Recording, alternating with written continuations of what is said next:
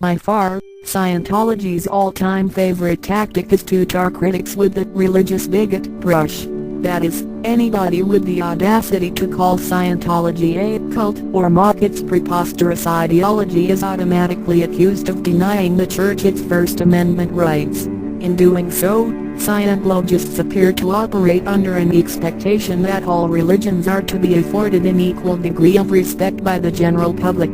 This is made evident in their favorite debate tactic: label your opponent the equivalent of a Jew hater, a member of KKK, a supporter of the Nazis, or a terrorist, and so on. That is, challenge their opponent to justify his position if it were about Judaism instead of Scientology.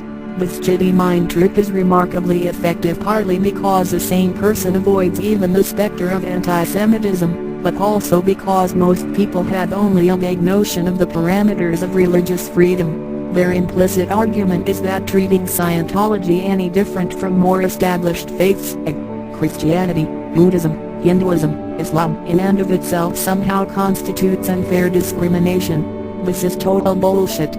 Just because the government has to observe strict impartiality toward a citizen's cherished mythology doesn't mean the rest of the general public does too. Nowhere in the Constitution does it say anything about it being illegal to ridicule or deride a minority group's lame-ass cult-like religious beliefs. In America, it is your undeniable prerogative to practice religious freedom, meaning, you can join any spiritual faith you like, no matter how ludicrous its theology or venal its leadership. For that matter, you are free to declare yourself an atheist, or even start a new religion. This fundamental right was enshrined in the Bill of Rights because the founders knew all too well the gruesome history of religious persecution in the colonies, not to mention Mother England.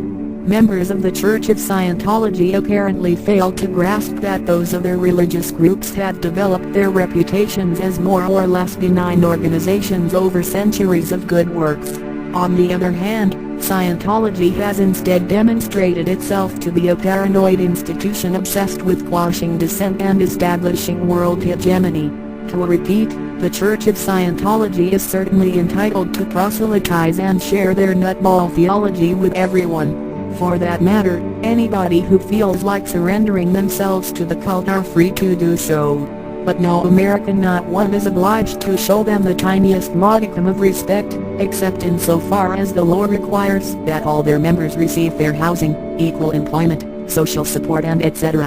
And if they don't like their image, maybe they should stop acting like such thin-skinned, vicious assholes all the time.